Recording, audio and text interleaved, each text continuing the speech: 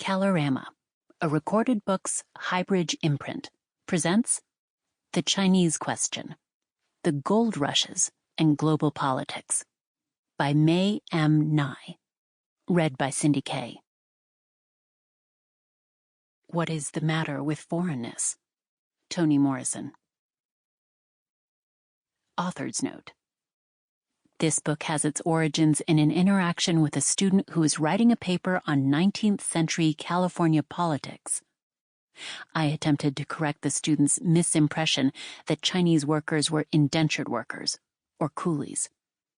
The student could not be blamed for the error because the ill-founded claim dominated the existing historical literature. Evidence to the contrary was scattered, or had been simply ignored by historians, who seemed invested in perpetuating the idea that Chinese workers were slavish, without individual personality or will, and pathetically oppressed. I vowed I would slay the coolie myth. It has taken me more than 10 years to complete the empirical research on the Chinese experience in the gold rushes, and to think through the political dynamics that entrenched the racist coolie stereotype, not just in the United States, but throughout the Anglophone world. I had not, at first, intended to write a global history. But in 2005, while attending a conference of the International Society for the Study of Chinese Overseas, ISSCO, in Bendigo, Australia, I was struck by how the landscape of the Victorian Midlands resembled that of Northern California. I later learned that Edmund Hargreaves, whom historians credit with discovering gold in Australia in 1851, had participated in the California gold rush and had had the same thought. A year later, I went to the ISSCO conference in Pretoria, South Africa, which piqued my interest in the experience of Chinese who worked as indentured workers in the deep mines of the Witwatersrand. These visits suggested a comparative study, but I had little idea what comparison would reveal. It has been a long and fascinating journey to understand how the Chinese question grew out of an alchemy of race and money in 19th-century global economic and political relations. My research was not unlike panning for gold, part hard work and part luck, which slowly yielded nuggets of insight and comprehension. This book involved research on 5 continents and challenged the limits of my knowledge, linguistic ability, and comfort zone. I am grateful to the many institutions and individuals who supported, encouraged, guided, and corrected me along the way. I thank them by name in the acknowledgments. I completed the writing of this book while sheltering in place during the coronavirus pandemic of 2020. During this difficult time, relations between the United States and China worsened. American politicians and pundits scapegoated China, and Chinese people in the United States, as well as Australia, Great Britain, and Europe, suffered racist insult and assault, including the well-worn epithet, "Go back to where you came from." The idea that Chinese do not belong, and can never belong, in the United States and other countries of the West has a long history, which begins in the gold rushes of the 19th century. This book opens a window into that deep history. My intention is to clarify racism's historical origins and reproduction as a strategy of political interests. I hope that might help us understand the potential for combating and eradicating it in our own time. Mae Ngai, Accokeek, Maryland, August 2020. Note on Romanization and Currencies. Chinese proper names are given in pinyin with surname first. For example, Yuancheng.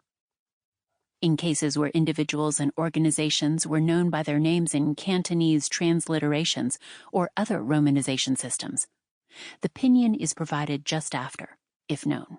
For example, Lou Kongmeng, Liu Guangming. Many ordinary Chinese people appear in Western records only by a familiar form of address, for example, Abu. with no indication of their full Chinese name. Chinese place names are rendered in pinyin with the old anglicized name.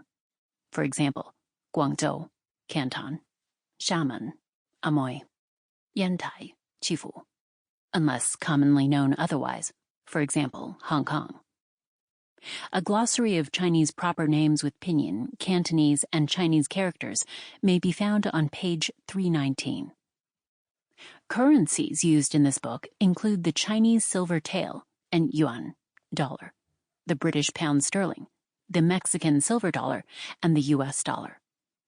The value of taels varied by location in China. In 1875, the Imperial Maritime Customs Office introduced the haikuan, tael, HKT, or customs tael, an abstract measure used in official trade accounts. 1 HKT was the equivalent of 1.25 troy ounce of silver. During most of the period covered in this book, 1 pound equals 3.5 taels, equals $4.80. 1 Mexican silver dollar equals 0.72 tael. The U.S. dollar was roughly equivalent to the Mexican silver dollar. In 1899, the Qing introduced the Chinese yuan, dollar, on par with the Mexican dollar. The price of gold remained stable throughout the 19th century to World War I, with 1 troy ounce of gold equaling 3 pounds 17 shillings 10 pence, equals $20.67. Until the 1870s, the silver-to-gold ratio was between 12-1 and 15-1.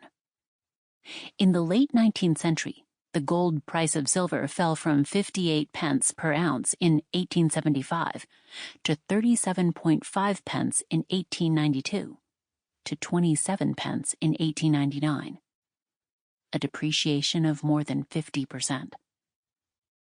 The value of 1 HKT fell from 6 shillings in 1875 to 2 to 3 shillings in 1900 to 1905.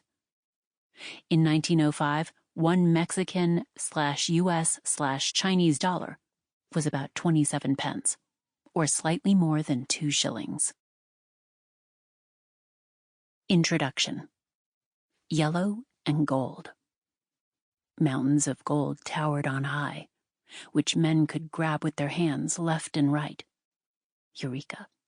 They return with a load full of gold, all bragging this land is paradise.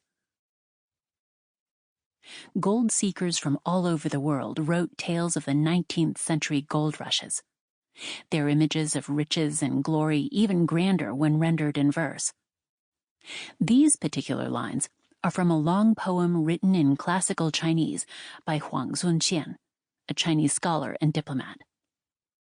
Huang served as general consul for the Qing government in San Francisco in the early 1880s, during the time of the great anti-Chinese agitation and the passage of the Chinese Exclusion Act. He was a reform-minded official who believed the United States was the most advanced nation in the world that held many lessons for the modernization of China. But while in America, Huang could not believe the oppression and violence meted out against the Chinese. He worked tirelessly on behalf of the emigrants, offering comfort to those who came to him and appealing to American officials for justice and fairness. Disillusioned and exhausted, Huang left the United States after 3 years. His poem, Expulsion of the Immigrants, expressed his disappointment at Americans' betrayal of principles laid down by their nation's founders, where all kinds of foreigners and immigrants are allowed to settle in these new lands. The Council's view from California extended to an understanding of the global consequences of the gold rushes. Heaven and earth are suddenly narrow, confining. Men and demons chew and devour each other. Great China and the race of Han have now become a joke to the other races. He wondered, too, whether other countries would follow the American example of Chinese exclusion. Within the vastness of the 6 directions, Where can our people find asylum? This book explores the origins of Chinese communities in the Anglo-American world, locating their beginnings in the three largest gold-producing regions of the 19th century: California, Australia, and South Africa. It is a story about Chinese emigrants' dreams, labors, and communities, as well as their disappointments and sufferings, and their fateful marginalization and exclusion from self-described, self-anointed white men's countries. It is the story about the making of the Chinese diaspora in the Anglo-American world during a tumultuous period in world history, during which gold fever and racial politics marked the closing of frontiers in the United States and in the British Empire. A time that saw the ascendance of British and American financial power and the inclusion of China in the world's family of nations, but as an unequal and marginal player. It reveals that Chinese exclusion was not extraneous to the emergent global capitalist economy, but an integral part of it. The Chinese question is the story of how the Chinese communities in the West were born of a powerful alchemy of race and money, colored labor and capitalism, colonialism and financial power, across the 19th century world. The Chinese who went to the gold rushes were part of an expanding population of Chinese living abroad in the 19th century. Since at least the 13th century of the Common Era, people from China's southeastern coastal provinces had traded in Southeast Asia, from Indonesia and the Philippines to Vietnam and the Malay Peninsula to Thailand. But in the 19th century, they traveled much farther from home, spurred by both need and opportunity. 250,000 Chinese went as indentured laborers to European plantation colonies in the Caribbean as part of the notorious coolie trade that exploited Chinese and Indian workers after the abolition of slavery. An even greater number of Chinese, more than 300,000, went as voluntary emigrants to the United States and to British settler colonies in the 19th century, attracted first by the gold rushes. The Chinese gold seekers were not, of course, the first to cross the Great Ocean. That distinction is held by the Polynesian peoples, whose seaborne migrations began over 1,000 years BCE. In the 16th and 17th centuries, the Spanish ran a yearly galleon trade between Acapulco and Manila, the long middle leg of a journey that traded New World silver to China for silks, porcelain, and other luxuries for Europe.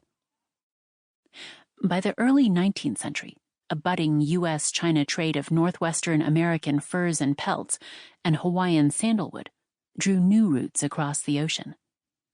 But the gold rushes were of another order. They exploded the early modern Pacific maritime world. Vibrant new routes and networks of trade and migration were established, nourished by gold first in California, then in Australia. 3 new and lasting nodes of the Trans-Pacific rose to prominence: Hong Kong, San Francisco, and Sydney.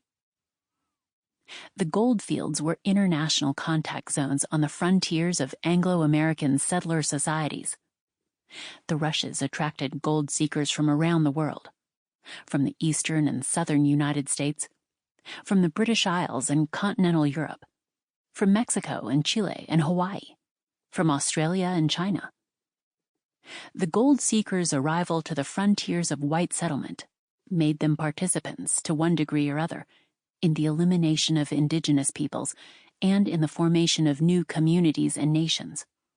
How would these new polities reckon with the diverse character of the goldfield populations?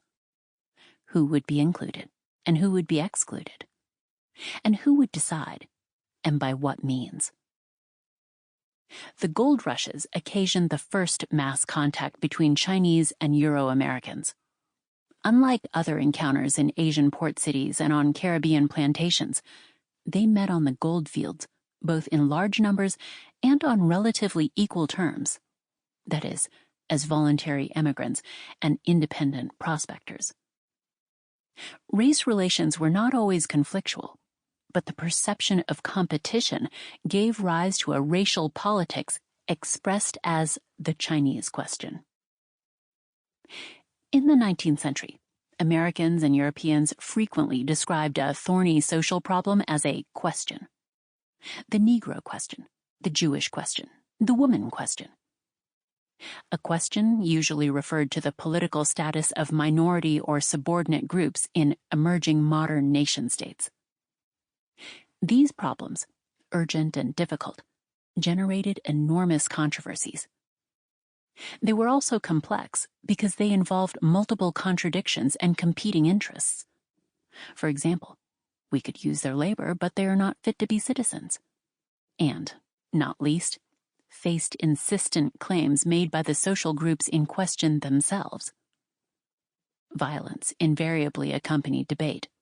Lynchings, pogroms, riots. The great questions of the 19th century were all tied up with the development of capitalism and modern nation-states.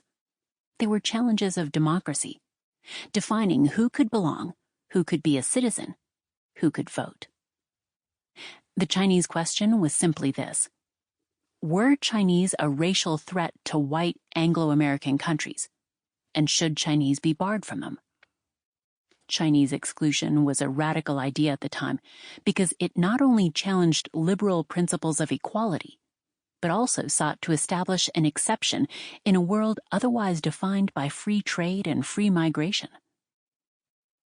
The Chinese question arose differently in different places, produced by different local conditions. So in a sense, there were multiple Chinese questions. But local political debates, whether in the United States, Australia, South Africa, or metropolitan Britain, were framed explicitly as the Chinese question, implying shared affinities across the Anglo-American world. To be sure, local politics traveled and borrowed from each other. By the turn of the 20th century, a global race theory about the dangers of Chinese immigration had emerged. The United States and the British settler colonies, Australia, New Zealand, Canada, and South Africa, ultimately answered the Chinese question with legislation excluding Chinese from immigration and citizenship. In the United States, the Chinese exclusion laws, 1875 to 1943, were the first, and to this day, the only, laws that explicitly named a group for exclusion. In Australia, immigration restriction aimed at Chinese, South Asians, and other non-Europeans was the cornerstone of an unapologetic White Australia policy, 1901 to 1973. In South Africa, the exclusion of Chinese, 1880s to 1980s, was part of the agenda of radical white supremacy and racial segregation. In each case, the Chinese question played a central part in the making of white settler identity and the modern nation-state, of a piece with native dispossession and racial segregation. Not only were these laws consequential for emerging national identities, they also inaugurated a new way of imagining, organizing, and governing the world. The Chinese question builds on historical research in subjects that have usually been pursued in separate research silos. Gold rush histories have noted racism against Chinese, but usually as a side story. The histories of the gold rushes and gold are divided between social and political histories on the one hand, and economic and monetary studies on the other. They have little to say to each other, like ships passing in the night. The histories of Chinese immigration, exclusion politics, and China's economic development have touched only lightly upon the gold rushes. This book considers these various questions in one large historical framework, that is, the place of Anglo-American settler racism in the development of global capitalism. Such a framework not only enables us to make new connections between existing fields of scholarship, it considers how the gold rushes both expanded the world and brought its parts closer together. As Huang Zunxian wrote, "Heaven and earth are suddenly narrow, confining." The Chinese question also opens new horizons for thinking about how ideas and practices about race and money evolved in the 19th century. Race and money have long been symbiotically connected, but the relationship is neither fixed nor constant. Rather, it is produced by history and politics. The nature of that relationship has been the subject of numerous inquiries and debates among historians. For example, what was the relationship between slavery and capitalism? Between colonialism, empire, and global finance and trade? Is capitalism inherently racist? This book contributes to our understanding of race and money by examining one of its specific expressions in the late 19th century Chinese question. Gold is everywhere. It is one of the few metals that can be found on all 5 continents. Typically, gold is found in the foothills of mountain ranges, not on flat plains or in mountains, but in the areas in between. It is the only metal that exists in nature unalloyed, in pure metallic form, and it is one of only a few that does not oxidize when exposed to air. That is, it does not rust. It is both indestructible and malleable. Historically, gold presented in the beds of streams, washed down from millennia of mountain erosion, easy to spot by its glimmer, and to pick up by hand or by sifting it from river dirt and gravel. From time immemorial, humans have prized gold for its beauty, purity, and scarcity. Pre-modern societies, from ancient Egypt and Bronze Age China to Mesoamerica and medieval Europe, used gold chiefly as ornament, especially as a mark of high social rank. After the disintegration of the Western Roman Empire, gold was often a store of value, but it was rarely used as a means of exchange, coined for use as money, in Europe until the early modern era. By the 15th century, though, as Europe emerged from its disastrous encounter with the bubonic plague, gold was, perhaps, more highly prized than ever. The Spanish conquest of the Americas in the early 16th century highlighted the discrepancy in the social value of gold. The Inca created gorgeous artifacts from gold in tribute to their kings, whom they believed personified the sun god. When conquistadores seized American gold in the early 16th century as ransom for the Incan Emperor Atahualpa, they melted Incan artifacts into bullion. 13,000 pounds of 22-karat gold and 25,000 pounds of silver. The looting of American gold and silver continued. The latter proved to be an even greater treasure that gave rise to a fantastic global commerce in silver, mined in Spanish America, transshipped through Europe or across the Pacific, and sold in China at twice the price as in Europe. By the middle of the 18th century, Portuguese Brazil was producing 80% of American gold and more than half the world's supply. The Brazilian gold rush attracted 400,000 Portuguese emigrants, who brought with them as many enslaved Africans. Portugal used Brazilian gold to pay for British goods, which enabled the latter to transition to a de facto gold monetary standard, and, in the early 19th century, facilitated its rise as an international creditor. Still, most European countries used both gold and silver monies, with silver being more common and more important. Not only was gold scarcer, silver was also the favored means of exchange in Asia, the engine of world trade in the early modern era. The next wave of gold rushes, the focus of this book, was truly stunning in scope and consequence. From the California gold rush of 1848 to the discovery of gold in the Yukon in 1896, gold miners and mining companies extracted from the earth some 435 million ounces of gold, more than the total amount that had been mined in the previous 3,000 years, including the recent Brazilian gold rush. The sudden increase in world gold production resulted from Anglo-American settler colonialism and capitalist development. For although gold is found everywhere, it is not everywhere payable. that is possible to extract in a way that is profitable. Indigenous people on the settler colonial frontiers of the United States and Australia were aware of alluvial gold deposits in their midst, but they did not value gold as the money commodity. Sustained exploration and extraction for profit required not only a motive, the desire for wealth within an expanding imperial sphere, where it was the monetary commodity nonpareil. It also required private property rights, capital investment, deep mining technology, mass labor migration, and long-distance transportation. The gold rushes transformed Anglo-American frontiers, accelerating the dispossession of indigenous peoples and the in-migration of non-native peoples.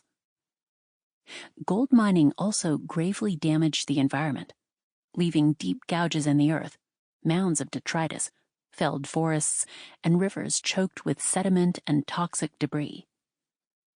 Corporations and financial investment followed individuals seeking gold, raising the stakes over control of land, property, and national and colonial territories. In the late 1850s, the British economists William Newmarch and Thomas Tooke waxed that the California and Australian gold rushes had, in just 10 years, resulted in a 30% increase in the metallic circulation of the leading portions of the commercial world. Enthusiasts suggested that the new gold discoveries were a gift from nature, perhaps even from Providence, that would promote intercourse between nations and raise the social condition of man. The economic historian Jean-Jacques Van Helten similarly argued, though without the fevered rhetoric, that the increase in the global supply of gold in the 19th century was a fortuitous meeting of the monetary demands posed by expanding world trade.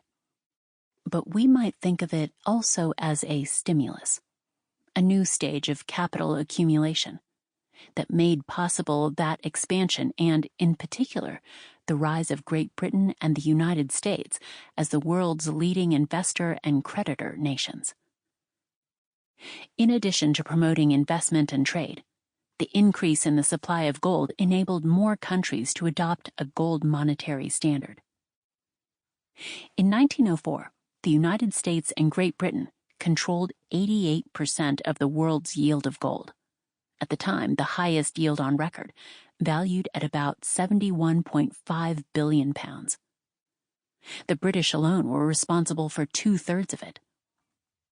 Discoveries of gold in colonial territories did not create the British Empire, but the location of gold in Australia and South Africa dramatically elevated those colonies' strategic importance within the empire, and helped consolidate Britain's power as a global financial giant in the late 19th and early 20th centuries. J.H. Curl, a British mining engineer who surveyed the world's gold mines at the turn of the 20th century, did not exaggerate when he wrote, "Gold mining is in reality one of our biggest national assets, mentally and materially." The discoveries of gold in the United States were directly consequential for American development and the increase in its foreign economic influence.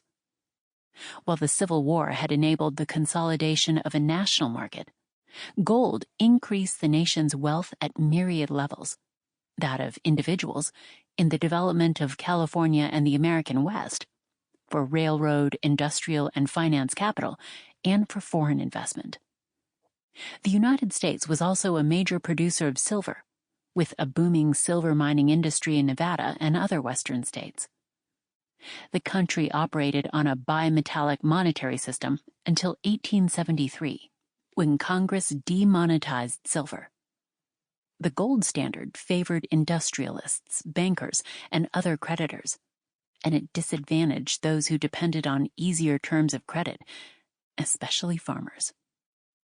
The money question, the demand for free silver that rocked American politics in the 1890s, expressed the growing alienation of small producers from the ascent of industrial and financial monopoly. At the time of the gold rushes, China was already in the grip of European colonialism. China was never directly colonialized by a Western power. In fact, By the mid-18th century, the Qing dynasty, 1644 to 1911, had built an empire of its own, having expanded China's boundaries to the west, most notably by annexing Tibet and Xinjiang. Sample complete. Ready to continue?